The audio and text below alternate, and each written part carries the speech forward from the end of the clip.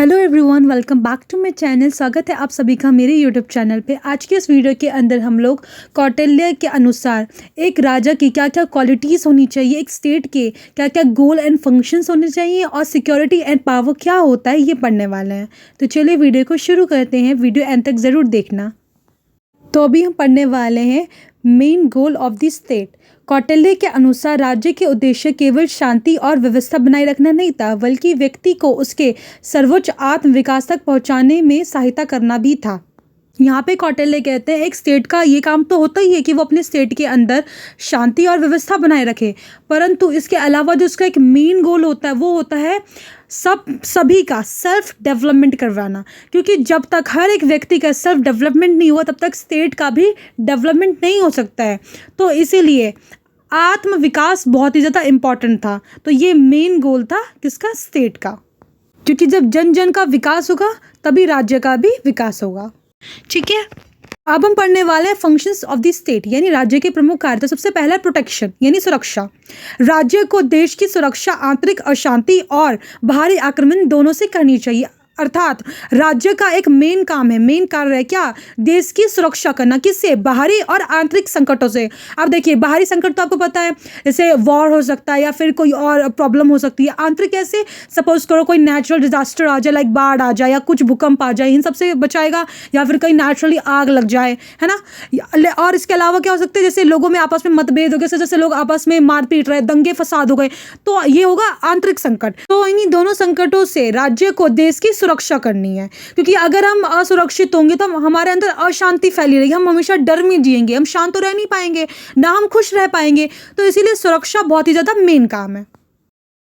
अगला कार्य क्या? राज्य का सामान्य कानून का संरक्षण। मतलब राज्य से ये अपेक्षा की जाती है कि जो प्राचीन परंपराओं और प्रथाओं पर जो आधारित सामान्य कानून बनाए गए हैं उसकी वो क्या करे? रक्षा करे और उसको बनाए रखे। मतलब आपको पता है कि हमारा जो भारत का संविधान है वो आज तो नहीं बना है। जब हमारा भारत देश आज़ाद हुआ था तो उसके कुछ टाइम बाद ही हमारा संविधान बनके तैयार हो गया था, है ना। तो संविधान में जो नियम कायदे कानून दिए गए हैं उसको बनाए रखना, उसकी सुरक्षा करना, उसको आज के टाइम में भी लागू करना, ये मेन कार्य है किसका? राज्य का। क्योंकि अगर आज के टाइम में कानून नहीं होगा तो लोग अपनी मनमर्जी का कुछ भी करेंगे। जैसे इंडिया में तो लोग करते ही हैं, लेकिन अगर आप बाहर देखेंगे, बाहर के देश में अगर आप एक सड़क पे कूड़ा भी फेंक दोगे ना तो भी आपको जेल हो जाती है। तो इसकी वजह से वहाँ के लोगों में डर है कि अगर हम लॉ को तोड़ेंगे तो फिर कहीं ना कहीं हमारा बहुत बुरा होगा। जो डर इंडिया के लोगों के अंदर नहीं है। क्यों? क्योंकि वो डर हम कायम ही नहीं कर पाए उनके अंदर, क्योंकि लोग जरा सा पैसा देते हैं और बस आज़ाद हो जाते हैं। सी पॉइंट है सामाजिक व्यवस्था की रक्षा। राज्य को उस धर्म की रक्षा करनी चाहिए जिसके अंतर्गत समाज और राज्य दोनों संबंधित होते हैं। हम जैसे रह रहे हैं तो एक सामाजिक व्यवस्था बनी हुई है ना, उसी सामाजिक व्यवस्था के अंतर्गत रहते हैं। तो इस सामाजिक व्यवस्था की रक्षा करना किसका उत्तरदायित्व है? राज्य का उत्तरदायित्व है। आगे कौटिल्य ये भी कहते हैं कि राज्य का कर्तव्य है कि जो उसके जो प्रजाजन है वो उसका न्यायपूर्वक रूप से रक्षा करे। यदि कोई उनमें से उसने जो सामाजिक व्यवस्था बनाई है उसको अगर कोई भंग करता है तो इसका मतलब उसकी जो दंड नीति है वो एकदम व्यर्थ है, मीनिंगलेस है। क्यों? कि जो राजा है उसको अपने प्रजाजनों के साथ न्यायपूर्वक रूप से रक्षा करनी चाहिए। अगर उसके जो वो प्रजाजन है वो अगर सामाजिक व्यवस्था को भंग करते हैं बिना डर के कि अच्छा हमें दंड मिल सकता है, उनके अंदर डर ही खत्म हो गया कि अच्छा हमें दंड मिल सकता है। जैसे अगर आज के टाइम में आप इंडिया में देखेंगे तो लोगों को जो सजाएं है उसका बिल्कुल भी डर नहीं है। उनके अंदर ये डर नहीं है कि अच्छा हम ये गलती करेंगे तो हमें ये सजा मिलेगी। दे आर लाइक कि हम 200 रुपये देंगे हमारा काम बन जाएगा। तो इसीलिए कौटिल्य कहते हैं कि राजा को न्यायपूर्वक रूप से न्याय करना चाहिए, रक्षा करनी चाहिए।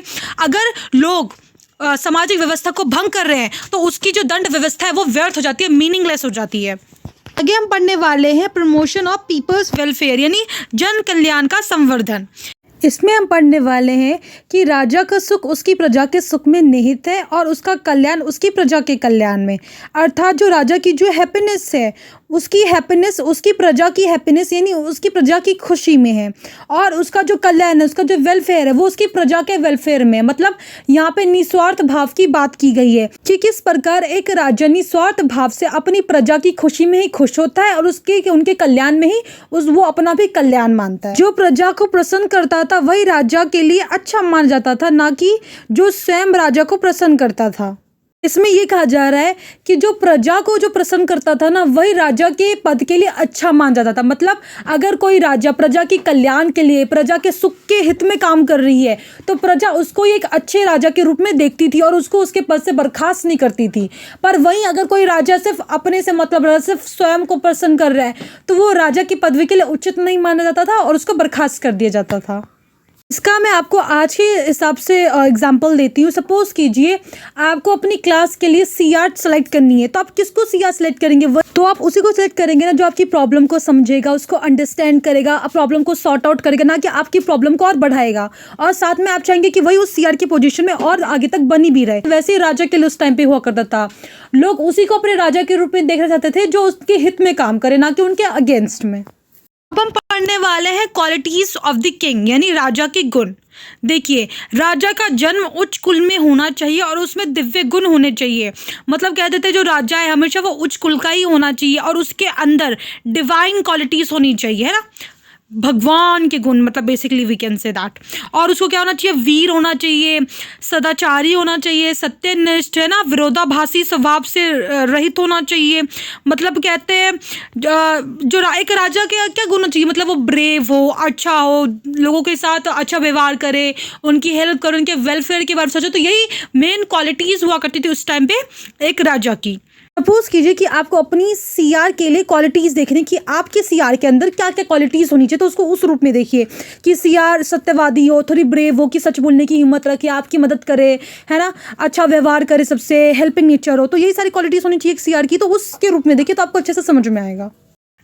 राजा को कृतज्ञ, महत्वाकांक्षी और उत्साही होना चाहिए। मतलब उसको हमेशा ग्रेटफुल होना चाहिए, एम्बिशियस होना चाहिए, वो हमेशा सोचे आगे की अपने एम्बिशंस को लेके, है ना, और एकदम एंथुसियाज्म भरा हुआ होना चाहिए ना, एकदम उत्साह से भरा हुआ। ऐसा ना हो कि मरा सूखा सा हो जाए, जो हो रहा है उससे फर्क ही नहीं पड़ रहा। तो इसको सीआर के रूप में देखिए कि आपकी सीआर के अंदर एंथुसियाज्म होना चाहिए, है ना, उसे विलंब किए बिना कार्य करना चाहिए और पड़ोसी राज्य को नियंत्रित करने की शक्ति होनी चाहिए। मतलब सपोज कीजिए आपकी सीआर को कोई काम है और वो उस काम को करने में बहुत ज़्यादा टाइम लगा रही है, तो क्या आप उस सीआर को पसंद करोगे? नहीं ना। ठीक है, वैसे ही राजा को भी बिना विलंब किए हर काम करना चाहिए। कहते हैं राजा को बिना देरी किए अच्छा काम करना चाहिए ना। और जो पड़ोसी देश है उनके साथ, उनके मतलब वो जो पड़ोसी देश के जो राजा है उनके साथ उसके संबंध अच्छा होना चाहिए, उसको नियंत्रित करने की शक्ति होनी चाहिए। किसके अंदर? हमारे राजा के अंदर। का मन दृढ़ होना चाहिए, उसके पास बुद्धिमान मंत्री होना चाहिए और उसे अनुशासन प्रिय होना चाहिए। मतलब उसके जो भी निश्चय ना एकदम दृढ़ हो, ऐसा ना बदलता रहे बात बात पे, वो खुद भी दृढ़ टाइप का व्यक्ति हो, है ना। और उसके पास जो मंत्री, देखो मंत्री बहुत ही ज़्यादा मेन इंपॉर्टेंट भूमिका निभाता है। क्यों? क्योंकि मंत्री ना आंखों का रूप में काम करता है। क्या हो रहा है जनता के बीच, क्या हो रहा है समाज में, ये सब इस सब की जानकारी कौन देगा? राजा को मंत्री ही देता। तो इसलिए मंत्री का बुद्धिमान होना बहुत ही ज़्यादा इंपॉर्टेंट है। और सबसे बड़ी बात, राजा को डिसिप्लिन होना चाहिए ना, राजा को डिसिप्लिन बहुत ज़्यादा पसंद होना चाहिए। तो डिसिप्लिन भी काफ़ी इंपॉर्टेंट भूमिका निभाता है। कौटिल्य ने सफलता और अनुशासन के लिए इंद्रियों पर नियंत्रण को आवश्यक माना। मतलब कौटिल्य कहते हैं कि हमारे जितने भी सेंसेस है उस पर कंट्रोल होना चाहिए, तभी आपको सफलता मिलेगी, है ना। और लास्ट में बताया गया है कि राजा को निस्वार्थ होना चाहिए। मतलब इस दुनिया में जितनी भी मटेरियल चीज़ें, उनके लोभ से राजा को एकदम दूर होना चाहिए, मुक्त होना चाहिए। राजा के अंदर किसी भी प्रकार का क्रोध, लोभ नहीं होना चाहिए, है ना, वो एकदम संयम टाइप का व्यक्ति होना चाहिए। These are the qualities of the king. In the last slide, we are going to discuss about security and realism, यानी सुरक्षा और यथार्थवाद। कौटिल्य ने राजा की व्यक्तिगत सुरक्षा पर अत्यधिक ध्यान देने की सलाह दी है। मतलब कौटिल्य के अनुसार जो राजा की व्यक्तिगत सुरक्षा है उस पर काफ़ी ज़्यादा ध्यान देना चाहिए, अटमोस्ट केयर करना चाहिए। मैं क्यों? क्योंकि जब तक एक राजा खुद ही सेफ नहीं रहेगा तब तक वो जनता को कैसे सेफ रखेगा? एम आई राइट और नॉट? सपोज कीजिए राजा का कोई भी प्लान है या आने वाला मूवमेंट है, उसके बारे में लोगों को पहले पता चल जा रहा है, तो इसका मतलब केयर नहीं की जा रही, ध्यान नहीं दिया जा रहा, या फिर राजा की खुद की पर्सनल सेफ्टी यानी उसकी जान को खतरा है पर किसी को पता नहीं है या फिर लोग उतना ध्यान नहीं दे रहे। तो इन सब चीज़ों पे बहुत ही ज़्यादा ध्यान देने की बात की गई है, इसलिए राजा की सेफ्टी पे बहुत ही ज़्यादा ध्यान दिया गया है।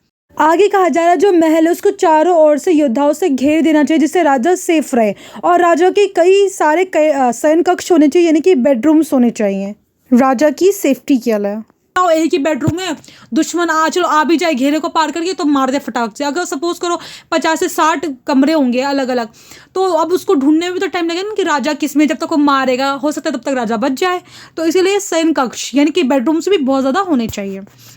आंतरिक संकट बाहरी खतरों से अधिक घातक होते हैं, जैसे छिपा हुआ सर्प। अब इसमें बोला गया है कि हम चलो बाहरी खतरों से तो फिर भी बच लेंगे क्योंकि हमें पता होता है कि ये हमारे दुश्मन है, लेकिन कई बार क्या होता है अपना ही सिक्का खोटा होता है। मतलब कई बार अपने ही घर में दुश्मन भरे हुए होते हैं और हमें पता तक नहीं होता। मतलब यहाँ पे विश्वासघातियों की बात कर रहे हैं हम, जो हमारे साथ राजा के साथ विश्वासघात कर सकते हैं। सपोज करो राजा के पास 16 अच्छे अच्छे मंत्री टाइप के लोग हैं, ठीक है, तो उसमें से कोई 3 मिले हुए हैं उसके दुश्मन के साथ। अब वो मिलके राजा को मार सकता है ना, तो इसीलिए राजा को स्पेशली ध्यान देना चाहिए कि उसके आसपास जो भी लोग हैं वो ईमानदारी हो। अगर उनमें से कोई एक भी सर्प जैसा काम करेगा ना तो राजा की जान को खतरा, उसकी सिक्योरिटी में प्रॉब्लम आएगी। नेक्स्ट है, राजा को वित्त और सेना की शक्ति अपने नियंत्रण में रखनी चाहिए। फाइनेंस की और आर्मी की जो भी कंट्रोल है वो राजा के पास होना चाहिए, ना कि किसी और के पास। सपोज करो इन सब की जो जिम्मेदारी वो किसी राजा ने किसी और को दी है, तो क्या हो सकता है वो इसका फ़ायदा उठा सकते हैं और ये राजा के अगेंस्ट में जा सकता है। तो इसके लिए क्या होना चाहिए, इन सब का कंट्रोल राजा के पास ही होना चाहिए। राजा को अपने मंत्रियों की निष्ठा की जाँच के लिए जासूसों का उपयोग करना चाहिए और किसी भी छोटे से छोटे खतरे को भी अनदेखा नहीं करना चाहिए। लास्ट बुलेट पॉइंट क्या है हमारा, इसमें कहा जा रहा है कि राजा को ना अपनी मंत्रियों की निष्ठा भी चेक करते रहना चाहिए। कैसे, जासूसों की मदद से। मतलब अपने मंत्री के पीछे उसको जासूस लगाना चाहिए, स्पाई छोड़ देने चाहिए और देखना चाहिए कि उसके जो मंत्री वो ईमानदार भी है, कर्तव्यनिष्ठ भी है राजा के प्रति या नहीं। और इनकेस अगर राजा को छोटे से छोटे खतरे का भी अगर भाप होता है ना तो उसे अनदेखा नहीं करना चाहिए क्योंकि वो उसके लिए डेंजरस हो सकता है। तो आज की इस वीडियो में हमने इन सभी मेन टॉपिक्स को कवर अप किया है। आई होप आपको अच्छे से समझ में आ गया होगा। इन केस अगर कोई भी प्रॉब्लम होती है डू लेट मी नो, मैं आपके कमेंट्स का ज़रूर रिप्लाई करूँगी। नीचे मेरे टेलीग्राम आईडी का लिंक है, वहाँ से आपको नोट्स का लिंक मिल जाएगा, PDF का लिंक मिल जाएगा, तो उसे आप ज़रूर ज्वाइन कर लीजिएगा। Also I am really very sorry, पिछले 8-9 दिनों से वीडियोस नहीं आ पाई थी क्योंकि आई वॉज बिट बिजी, मुझे टाइम नहीं मिल रहा था वीडियो अपलोड करने का। बट अब से रेगुलर वीडियोस ज़रूर आएंगी। अगर वीडियो अच्छा लगा और हर एक टॉपिक बहुत अच्छे से समझ में आ गया हो तो मेरे चैनल को सब्सक्राइब जरूर करना, वीडियो को लाइक ज़रूर करना और कमेंट करके ज़रूर बताना कि वीडियो कैसा लगा और कौन सा टॉपिक आपका फेवरेट पार्ट था। सबसे मेन चीज़, ये वीडियो अपने उन फ्रेंड्स के साथ ज़रूर शेयर करा जिनको नीड है। थैंक्स फॉर वॉचिंग, मिलते हैं नेक्स्ट वीडियो में।